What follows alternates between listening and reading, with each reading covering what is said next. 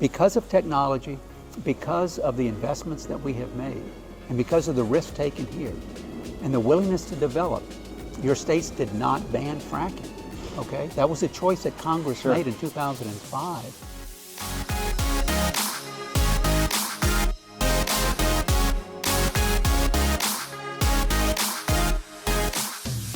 Our program is Energy Insights, to learn a little something new every week about the oil and gas industry, brought to you by the Southeastern Ohio Oil and Gas Association.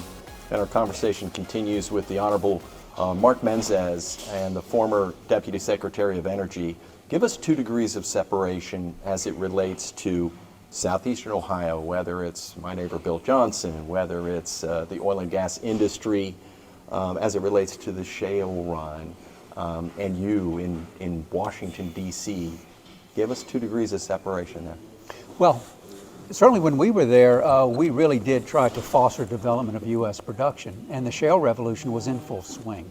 And so what we tried to do was to have policies to actually increase production. Now that production was, it became historic while we were there. Sure. In fact, the reason the department was created was in response to the energy crisis of the 70s when we were dependent on OPEC. But while we were there, we became the #1 producer because of the shale revolution in the Marcellus and the Utica that allowed the U.S. to become the #1 producer of oil and natural gas. So we became a competitor to OPEC. Indeed, I went around the country giving speeches that the purposes for which the Department of Energy, in the energy section that was established, we no longer need it. We no longer need it. Because we had because of technology, because of the investments that we have made, and because of the risk taken here, and the willingness to develop, your states did not ban fracking, okay? That was a choice that Congress made in 2005 to give the states the right to decide, not EPA, because in 2005, when I was chief counsel on the Hill, we wanted to make sure that let the states decide, not EPA, because we were concerned that back then it would be repealed completely by EPA. So you took advantage of that in this region. So you were able to bring the U.S. to that level. So we changed geopolitics for generations because of what you were able to do here. And the world should be aware of that. The people here do it, but you don't hear that anywhere. But that's the way that the world sees us. Yeah, you kind of alluded. The world sees that. You alluded to it a little bit, but OPEC, Russia, Saudi Arabia, they're all saying, holy smokes, look what they're doing, right? Right. And maybe we're not saying that. We saw that at the beginning of 2020, right?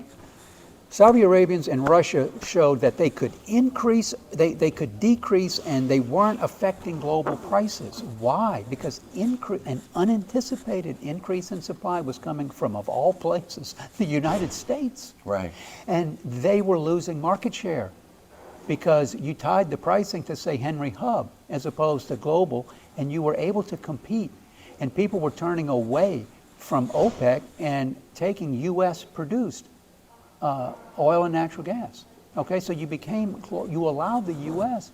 to be free from the restrictions from the cartel for the first time since the department was created. That's what transpired at that time. And most countries want what we have. It's just that we need to recognize it before it's gone, right? Before it's taken away. They want what we have. We don't want what we have. That's where I'm apparently. getting at. That's what I'm getting at. But energy independence is what everybody wants. Energy independence. And energy independence is not that you produce all the energy that you use. It's your choice that you can choose. So we have refineries, as you are probably aware. You know, they were designed back when we felt we were dependent on OPEC. So we designed refineries to take heavy crude from Venezuela, for example, or from Canada. So they operate most efficiently when we have heavy crude. Well, the oil coming out of the shale plays, you know, it's light, right?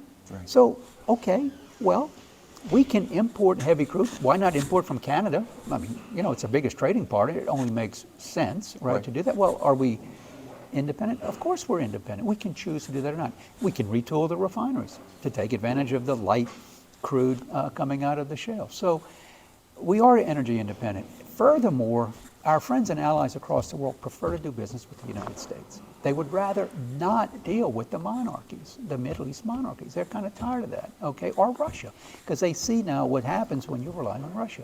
They will weaponize the energy that they export, and they do it.